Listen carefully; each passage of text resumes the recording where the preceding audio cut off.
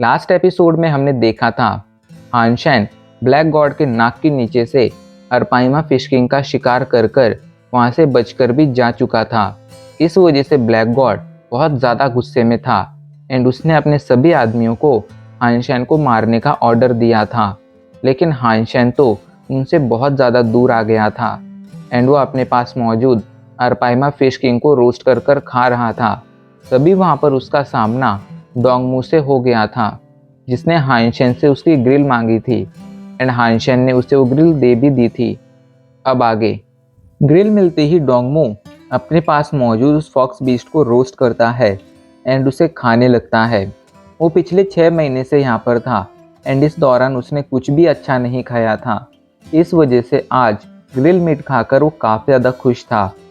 खाना खत्म हो जाने पर डोंगमू वहाँ से जाने लगता है, पर वो जाते हुए हानशेन से कहता है, दोस्त, अभी के लिए मैं एक स्केर्डबर्ड रैंक के बीस्ट का शिकार करने जा रहा हूँ। क्या उस शिकार में तुम मेरा साथ दोगे? देखो, बदले में मैं तुम्हें उस स्केर्डबर्ड रैंक के बीस्ट के मीट का 10% हिस्सा दे सकता हूँ। तो इस पर हानशेन कहता है, 10% काफ़ी नहीं होगा, तुम्हें मुझे 20% देना होगा।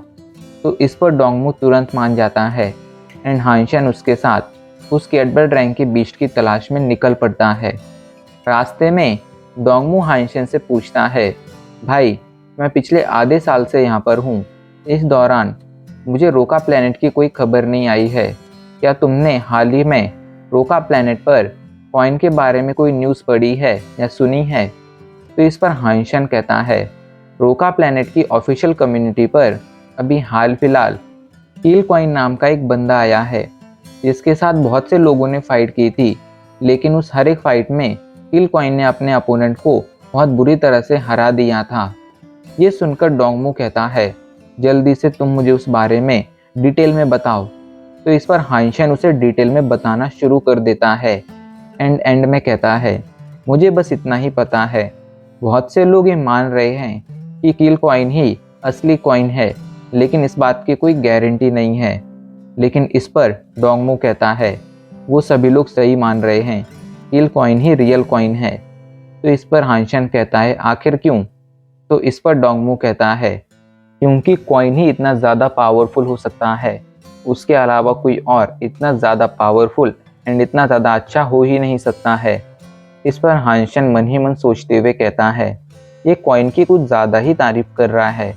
माना कि मैं पावरफुल हूँ, लेकिन ऑफिशियल कम्युनिटी पर बहुत से ऐसे लोग हैं जो मुझसे भी ज़्यादा पावरफुल हैं। खैर, अपनी तारीफ सुनना किसे पसंद नहीं था।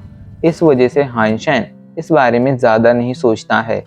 आगे बढ़ते बढ़ते वो लोग एक जगह पर आ गए थे। उस जगह को देखकर हानशेन कहता है, क्या इन स्नो माउंटेन में हमें वो बीस्ट मिलेगा? तो इस पर डोंगमू मुस्कुराते हुए कहता है, तुम चिंता मत करो, यहाँ पर कोई खतरा नहीं है। तुम्हें बस आगे जाकर उस बीस्ट को बाहर लाने की कोशिश करनी है। जब वो बीस्ट बाहर आ जाएगा, तब मैं उस पर हमला कर कर उसे मार दूंगा। ये सुनकर हानशेन उसे घूरते हुए कहता है, क्या तुम मुझे एक चारे की तरह यूज़ करना चाहते हो? तो इस पर डोंगमू कहता है, देखो, ऐसा नहीं है, लेकिन उस बीस्ट ने पहले ही मुझे देख रखा है एंड पिछली बार मैंने उसे बुरी तरह से घायल भी कर दिया था। ऐसे में अगर इस बार मैं उसके सामने जाऊंगा तो वो बीस्ट बाहर ही नहीं आएगा।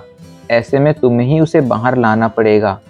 ये सुनकर हानशेन मान जाता है, लेकिन तभी डोंगमू आइस में एक गड्ढा खोदता है एंड हानशेन को खुद को उसके अंदर कवर करने के लिए कहता है।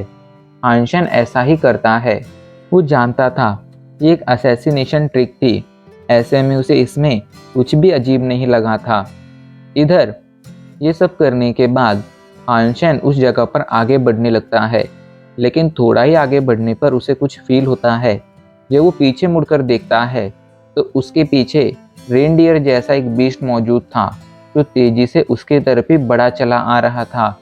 उसे देखकर हानशेन भागना शुरू कर देता है एंड उसे भागते भागते उस जगह पर लेकर आता है जहाँ पर डोंगमू था।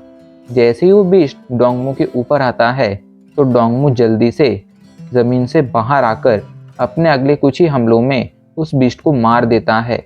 उसके पास एक बहुत ही पावरफुल ब्लेड था एंड उसकी मदद से उसने इस बीस्ट को बहुत इजीली मार दिया था।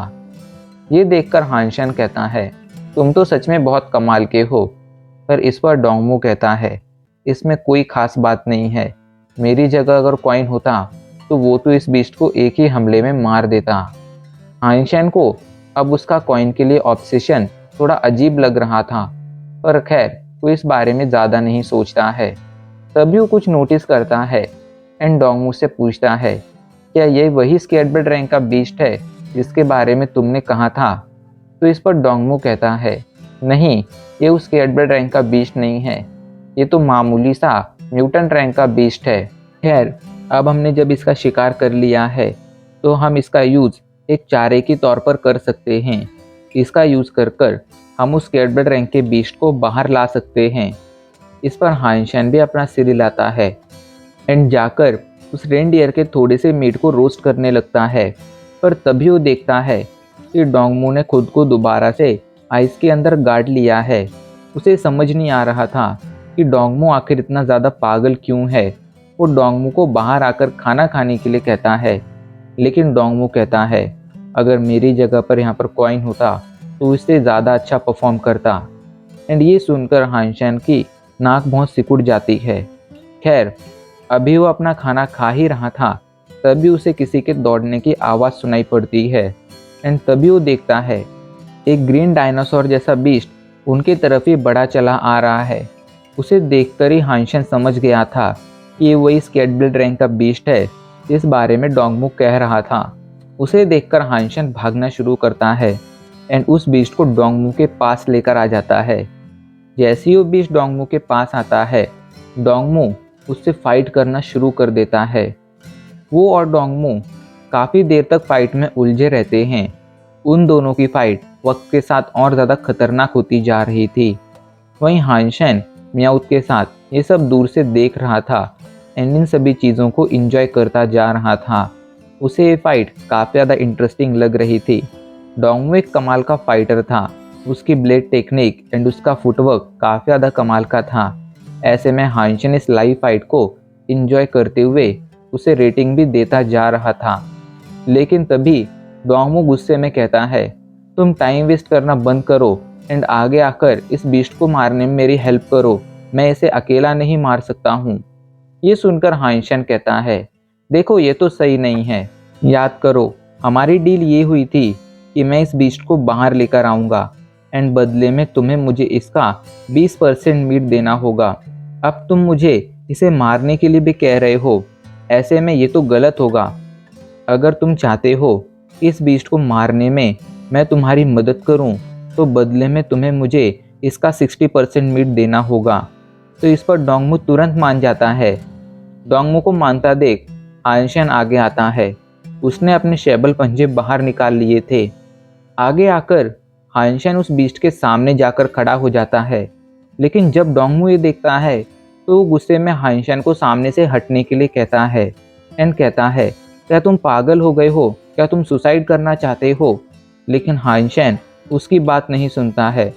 कुछ ही पलों में वो बीस्ट हानशन के एकदम सामने था। डोंगमू को लग रहा था कि हानशन अब बस मारा ही जाएगा, लेकिन इससे पहले कि वो बीस्ट हानशन पर हमला कर पाता, हानशन अचानक से नीचे झुकता है एंड उस बीस्ट के नीचे से गुजर जाता है। अभी क्या हुआ था कि डोंगमू को समझ नहीं आया था। इधर उस बीस्ट के नीचे से गुजरते हुए हानशन उसके पेट पर अपने शैबल पंजों से हमला कर देता है एंड ऐसे ही हमला करते हुए हानशन उसके नीचे से बाहर भी आ जाता है एंड तभी अचानक से वो बीस्ट धड़ाम से ज़मीन पर गिर जाता है। डोंगमू को समझ नहीं आया था कि आखिर यहाँ पर क्या हुआ, पर तभी वो देखता है कि उस बीस्ट के पेट पर बहुत गहरा घाव हो चुका है।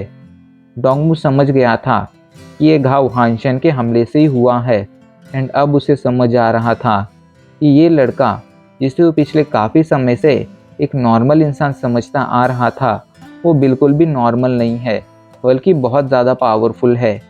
तभी हानशन कहता है, टाइम बर्बाद करना बंद करो एंड जाकर उसे मार दो, वरना इस बीस्ट की बीस्ट सोल अगर मिलेगी तो मुझे मिलेगी। ये सुनकर डोंगमू जल्दी से आगे बढ़ता है एंड उस बीस्ट को मार देता है। हानशन अगर चाहता तो इस बीस्ट पर फाइनल अटैक कर कर इसकी बीस्ट सोल हासिल कर सकता था, लेकिन उसने ऐसा नहीं किया था क्योंकि उसे इसकी बीस्ट सोल का लालच नहीं था। इधर उस बीस्ट को मारने के बाद डोंगवू हानशन के पास आता है एंड कहता है, तुम बहुत ज़्यादा पावरफुल हो। तो इस पर हानशन मुस्कुराते हुए कहता है, मेरी फिटनेस 100 से ज़्यादा है, ऐसे में मेरा पावरफुल होना लाजमी है। इस पर डोंगमू कहता है, मैं बहुत से ऐसे स्केलबर्ड रैंक के बीस्ट को जानता हूँ जो अकेले रहते हैं, क्यों ना हम फ्यूचर में उनका शिकार करने के लिए कोऑपरेट करें। ये सुनकर हानशन सोचते हुए कहता है, अगर तुम फ्यूचर में कोऑपरेट करना चाहते हो तो इसमें कोई बुराई नहीं है, लेकिन अगर ये लॉन्ग टर्म कोऑपरेशन है तो फिर हम ऐसे डील नहीं कर सकते हैं। ऐसा करेंगे, हम फ्यूचर में इस भी बीस्ट का शिकार करेंगे, उसके मीट को आधा आधा बांट लेंगे। एंड रही बात बीस्ट सोल की, तो जो आखिरी हमला करेगा, मतलब जिसे बीस्ट सोल मिलेगी, वही उस बीस्ट सोल को अपने पास रखेगा। इस पर डोंगमू भी मान जाता है। जिसके बाद हानशन कहता है, चलो अब अपने शिकार को स्प्लिट कर लेते हैं। पर तभी डोंगमू कहता है, तुम्हारे पंजों में जहर था, ऐसे में ये जहर इस बीस्ट के अंदर भी जा चुका है। अगर मैं इसे खाऊंगा तो मैं मारा जाऊंगा, इसलिए तुम इस बीस्ट को अपने पास रख लो, मुझे ये बीस्ट नहीं चाहिए। ये सुनकर हानशन हंसने लगता है एंड जल्दी से उसे थैंक यू बोलकर अपने पास से वॉर एंजल को बाहर बुलाता है एंड उसे ये मीट खाने का ऑर्डर देता है। इतना सारा स्केलबर्ड रैंक का मीट देखकर वॉर एंजल तुरंत उसे खाने लग जाती है। इधर हानशन के पास एक ह्यूमनॉइड पेट देखकर डोंगमू शॉक में चला गया था। वो शॉक के साथ कहता है, एक ह्यूमनॉइड पेट, आखिर इसकी लेवल क्या है?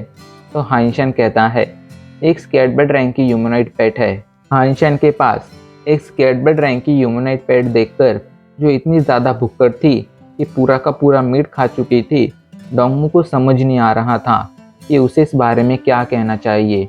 उसने डिसाइड कर लिया था कि जब वो रोका प्लैनेट लौटेगा तब वो ज़रूर हानशन के बारे में स्टडी करेगा एंड उसकी पूरी डिटेल निकालने की कोशिश करेगा, क्योंकि एक ऐसा इंसान जो एक ही हमले में एक स्केलबर्ड रैंक के बीस्ट को मार दे, एक ह्यूमनॉइड पेट अपने पास रखे एंड उसे अपना सारा का सारा स्केलबर्ड रैंक का मीट खिला दे, कोई नॉर्मल इंसान तो बिल्कुल नहीं हो सकता था। हानशन कहता है, मुझे थोड़ा काम है, इसलिए मैं रोका प्लैनेट लौट रहा हूँ। तो इस पर डोंगमू कहता है, अगर तुम रोका प्लैनेट लौट रहे हो तो मैं भी तुम्हारे साथ आ रहा हूँ। ये कहकर वो हानशन के साथ रोका प्लैनेट जाने लगता है। रास्ते में वो यही सोच रहा था कि एक बार रोका प्लैनेट लौटने के बाद वो हानशन के बैकग्राउंड का पता ज़रूर लगाएगा। इधर हानशन टेलीपोर्ट होकर डफने आ जाता है। डफने में वो सीधा जाकर यानरेन से मिलने की कोशिश करता है, लेकिन इससे पहले कि वो यानरेन के ऑफिस के अंदर जा पाता, अचानक से उसके सामने एने आ जाती है एंड कहती है, तुम मुझसे मिलने नहीं जा सकते हो। तो इस पर हानशन गुस्से में कहता है, हम दोनों ही यानरेन के गार्ड हैं, ऐसे में तुम्हारे पास ऐसी कोई अथॉरिटी नहीं है जिसके दम पर तुम मुझे रोक सको। तभी उन दोनों का झगड़ा सुनकर यानरेन अपने ऑफिस से बाहर आती है एंड कहती है, कर्नल एने, आपकी तरह ही हानशन भी मेरा गार्ड है, ऐसे में वो जब भी चाहे मुझसे मिल सकता है, आप उसे नहीं रोकेंगी। पर इस पर भी एने कोई रिएक्शन नहीं देती है। इधर यानरेन हानशन को अपने ऑफिस के अंदर ले आती है। हानशन ऑफिस में आकर गुस्से में कहता है, आखिर इसे किस बात का घमंड है? ये भी गार्ड है एंड मैं भी गार्ड हूँ, आखिर ऐसे में ये मुझे तुमसे मिलने से कैसे रोक सकती है? तो इस पर यानरेन उसे शांत करते हुए कहती है, शांत हो जाओ, शांत हो जाओ, तुम्हें उसके साथ नहीं उलझना चाहिए, क्योंकि अगर उसे गुस्सा आ गया तो वो तुम्हें बहुत इजीली मार सकती है। पर इस पर हानशन कहता है, पर वो तुम्हारी गार्ड है, ऐसे में वो तुम्हारे ऑर्डर को इग्नोर कैसे कर सकती है? तो इस पर यानरेन कहती है, याने को मेरी फैमिली के मेंबर ने मुझे प्रोटेक्ट करने के लिए अपॉइंट किया है। एने सिर्फ उसी की बात मानती है, यहाँ तक कि वो मेरा ऑर्डर तक नहीं मानती है, ऐसे में मैं उसे कुछ भी करने के लिए नहीं कह सकती हूँ। एंड वैसे भी वो ये सब मेरी सेफ्टी के लिए कर रही है, ऐसे में इसमें कुछ गलत भी नहीं है। तो इस पर हानशन कहता है, ठीक है, मैं बात को समझ रहा हूँ एंड मैं प्रॉमिस करता हूँ कि मैं बिना वजह उससे नहीं उलझूंगा, कम से कम तब तक तो नहीं जब तक वो मुझे प्रोवोक नहीं करती है। इस पर यानरेन भी मुस्कुरा देती है, जिसके बाद वो दोनों काफ़ी देर तक बातें करते हैं। यानरेन से काफ़ी देर तक बातें करने के बाद फाइनली हानशन ऑफिस से बाहर आता है। लेकिन जैसे ही वो बाहर आता है तो याने उसे घूरते हुए कहती है, तुम्हारे जैसे लोग सोल्जर के नाम पर धब्बा हैं। तुम सिर्फ लड़कियों का फ़ायदा उठाकर आगे बढ़ना जानते हो।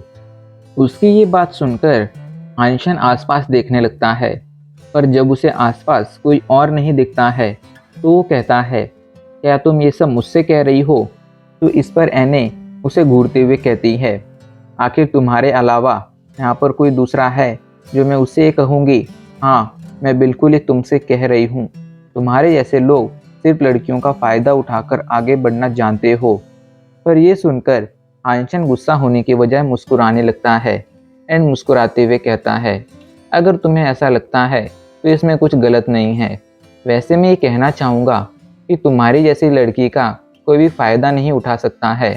तुम तो अपनी पूरी लाइफ सिंगल ही रहोगी। लेकिन ये सुनकर एने को लगता है कि हानशन उसका मजाक उड़ा रहा है एंड उसे गुस्सा आने लगता है। वो गुस्से में कहती है, तुम अपनी हद पार मत करो। तो हानशन हंसते हुए कहता है, मैं हद पार कर रहा हूँ या तुम हद पार कर रही हो? अगर तुम एक ड्यूक नहीं होती ना, तो मैं तुम्हें अपने एक ही थप्पड़ में मौत के घाट उतार देता। लेकिन ये सुनकर एने हंसने लगती है एंड हंसते हुए कहती है, अगर तुम्हें ऐसा लगता है तो ठीक है, मैं तुम्हारे ड्यूक बनने का इंतज़ार करूँगी। जब तुम ड्यूक बन जाओगे तब मैं तुमसे फाइट करूँगी एंड देखूँगी कि आखिर तुम किस तरह अपने एक थप्पड़ में मुझे मौत के घाट उतारते हो। तो इस पर हानशन मुस्कुराते हुए कहता है, अगर तुम्हें मेरी पावर ही देखनी है तो तुम्हें मेरे ड्यूक बनने का इंतज़ार करने की कोई ज़रूरत नहीं है। मैं तुम्हें वो अभी दिखा सकता हूँ। मैं तुम्हें फ़ाइट के लिए चैलेंज करता हूँ। क्या तुम में इतनी हिम्मत है कि तुम मेरे चैलेंज को एक्सेप्ट कर सको? इस पर एने तुरंत उसका चैलेंज मान जाती है एंड कहती है, अब से 3 घंटों बाद मैं तुमसे ट्रेनिंग रूम में मिलूँगी एंड वहाँ पर तुम मुझे दिखाना कि तुम्हारे जैसा इंसान आखिर कितना ज़्यादा पावरफुल है। इस पर हानशन बस हल्के से मुस्कुरा देता है एंड अब इसी के साथ हमारा एपिसोड आज यहीं पर ख़त्म हो जाता है।